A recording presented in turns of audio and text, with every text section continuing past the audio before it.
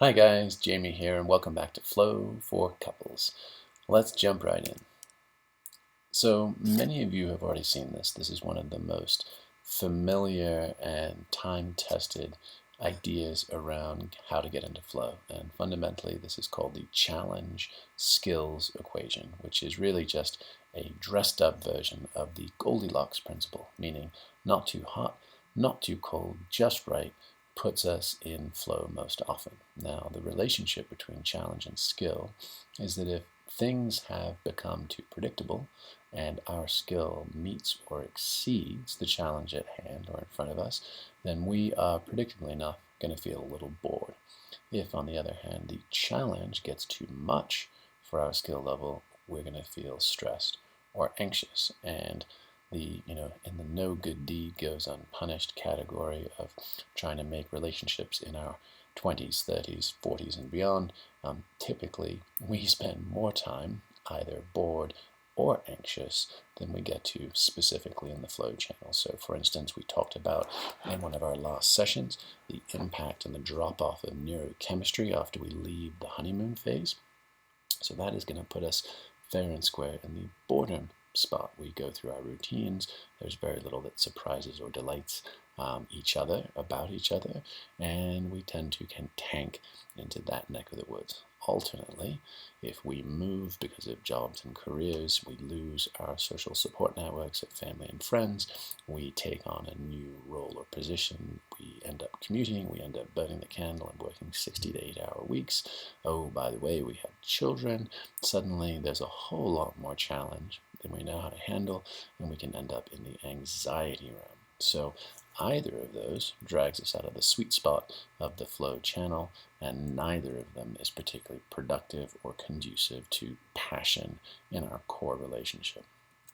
So one of the things that we're going to introduce today is just the idea that, once we're beyond the honeymoon phase, things tend to cease to be new, and we tend to cease to take risks with each other. So today we're just going to kind of dive into the what happens when we veer towards boredom side of things and ways to increase it, because the simple equation above, which is novelty, meaning newness, and dopamine and endorphins and those kind of things that often come with novelty, plus vulnerability, meaning I am sharing things I haven't with myself or with you, almost always equals passion.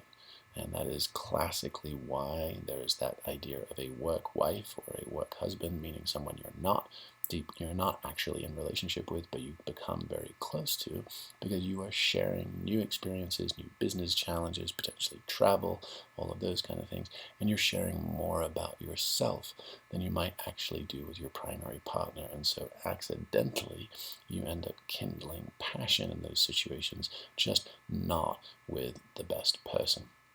So this little 4-box square is known as the Johari window. It is Johari for anybody that is interested in looking into it further, but it's pretty self-evident. It's basically saying there are 4 different categories of information we can look at. And the first is, I know it and you know it too. And that's the upper left quadrant, the open category. That's both of us could lay those chips, we could talk about it to ourselves and each other. The next category is, you know it about me, but I don't know it or aren't willing to admit it about myself. That's what I'm blind to. In divorce decrees and those kinds of things, that list is long. That is typically what ends up irking us about our partner. It's typically some of the classic friction points in a relationship, which is, I can see it plain as day, you're blind to it, I have given up believing you're going to change, and therefore I think that's just going to be the way you are. Now, those two are pretty much where most of us spend most of our time in our relationship.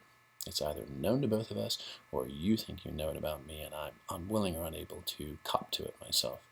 It's below this equator, below the belt line here, that things get interesting. Because if you look at the bottom left, that's things I know about myself, but I haven't shared with you. And if I'm able to, right, it's an experience of vulnerability. And that can be both, as the word would suggest, pretty raw, a little scary, but as the equation above suggests, half of the road towards passion. Now, the bottom right is where it gets super interesting, because if I don't know it and you don't know it, and then together we discover it, that is premium novelty. And that's an amazing jolt to the system, and that will almost always catalyze the spark of passion. So let's talk about how to do that. So most people, most of the time, walk around thinking, hey, I have an accurate map of reality. In fact, not only do I have an accurate map of reality, but it's completely accurate.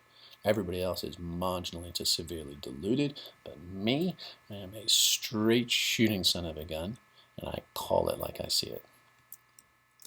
Usually, we inevitably run into other people, and they too have that same perspective. Now, of course, we can't all both be 100% right 100% of the time, so we end up battling back and forth as to who's more right. And usually a nickel out of my pocket is a nickel into your pocket. It's a tug of war. It's a zero-sum game. I don't feel good when you don't validate my perspective completely. You try all of your wiles and tactics to get me to validate your side, and it's generally pretty grim. You end up in pitched battles with people. You end up coming back to the same issues and same challenges, and it's very hard for them to meet unless you get put in timeout and one party convinces the other party it's time to go into therapy or counseling. And for all but the most skillful and truly gifted therapist, and we would count our friend Esther Perel among that short list, unless you're in that list of people who really do get it at an intuitive and professional level, you're likely to get a pretty unsatisfying set of instructions, which is we need to meet in the middle. And we need to hear each other, and we need to give a little to get a little. We need to learn the art of compromise, and we end up at the 50-50 in the middle beige. And instead of having the full spectrum of the rainbow and all that wonderful contrast, we regress to the mean. And the mean, the average, is not particularly exciting and definitely not sexy for anyone. So what we would advocate instead is, instead of playing the 50-50 game, I've got half, you've got half, you can actually create a lot more dramatic tension, and you can actually get to a lot more of that novelty and vulnerability by playing the 30-30-30 game. And what that looks like is the idea that I don't have a 100% map of reality. In fact, I don't even have a 50% map of reality. All I've got is a third of the puzzle pieces. And you've got a third of the puzzle pieces. And if we both dump them out, then together, maybe we can actually piece together the remaining third of the puzzle pieces. And this is what it looks like, step one. Step one, first and foremost, is to accept and even celebrate whatever is going on between you. And that can be easier said than done, especially when there's passion, especially when there's frustration, especially when the stakes are high. But if nothing else, think about it. We are alive, we are here, and we care enough to be pissed off. We care enough to be screaming and yelling. We care enough to say, never again are we going down this same old road. Like, I care enough that I want something different. So even in times that we would normally say, oh, I don't want this, how could anybody want this? There are slivers of gratitude to be gleaned. First of all, accept that. Once you can accept that, the very next step is check your agenda at the door. You already know what you think. You do. You really do. We already know exactly what we think, exactly what we care about. So set it aside for a moment.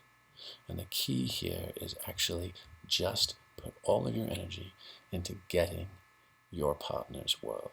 You've probably never or rarely actually done it. You've gone along to get along. You've celebrated it when they've agreed with you. But have you actually truly understood what it's like to be them? Most of the time we end up in warring stories. Who deserves the energy? If the husband or partner has been out traveling on business trips and they come home and their flight's been canceled and their Uber gypped them and whatever, they come back with the poor me story. I need the juice in this relationship. And if the other partner's been holding down the home front, dealing with a bunch of thankless tasks, whether it's jobs or pets or home care or etc., oh no, you have no idea. You've been out getting business dinners and comp this and that and lots of interesting things in a different city. I deserve the juice. So set all that aside and just attempt to understand their world, not from your point of view and not how it fits in your story, and definitely not for your counterpoint rebuttals.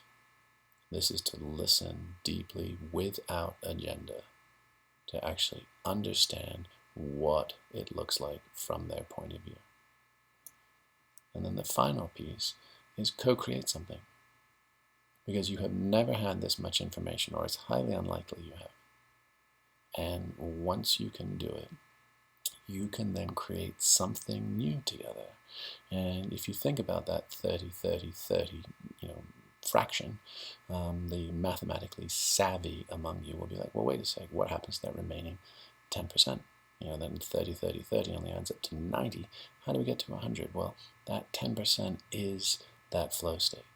That 10% is that novelty emerging. That 10% is the passion and the connection that shows up when we are vulnerable, meaning I don't know everything and I'm curious, and when I feel heard, and then newness comes up, and then that creates passionate flow between us. So that's where we're going to try and play. That's how we're going to access the bottom half of this equation, what is hidden from you that I choose to share. Right? How do I play the vulnerability card first? He or she who plays the vulnerability card first, paradoxically, holds all the power. And they hold the power by being able to drop the conversation, drop the connection to a deeper level. And then that 30-30-30, if we get to that 10% of magic, we are discovering new things that neither of us knew before. Now, all of this, easier said than done. So we're really going to set you up with a really simple paint by numbers experiment. And what that is going to be is to take this concept and to take this idea of the 30-30-30 game and actually put it into motion with the 36 questions that some of you may have seen in the New York Times last year, but it was the idea that these 36 questions are perfect representations of both intimacy and vulnerability and novelty. And so the idea here is for you to take a look at these. I would recommend just taking them in 12 at a time, so don't try and do all 36 at once. We have 21 days, which is 3 weeks of this program, so you can take 12 questions for each week and practice the 30-30-30 game. Practice just deeply listening, deeply getting the other person's world, and then weaving a shared reality after that. So hopefully you still have your daily physical practice, your 15 minutes going. And if you were to really put all this together, I would, sort of experience design-wise, suggest do your 15-minute practice as you're getting ready together to go out. Go out to a nice restaurant, have a 3-course meal, and leisurely take your time. And then take your time asking these questions. The reason we're suggesting you use this is consider these training wheels. Just the research around those 36 questions is they do create vulnerability and novelty, and they do often intensify people's affection for each other. But we're saying, hey, these are more like training wheels. We're not going to throw you into the deep end practicing the 30-30-30 game with some intractable relational issue. We're going to give you a softball and say this is fun, have a good time with it, and see where it takes you. So that's the big picture for this week, which is just remember that vulnerability plus intimacy equals passion. Play the 30-30-30 game and wait for that magic 10% to arise. Don't think that I have a 100% exclusive grip on reality. And then conduct this experiment. Remember, we warned you. This is a practice-based program, and this should be a really fun one that you guys can all enjoy. Cheers.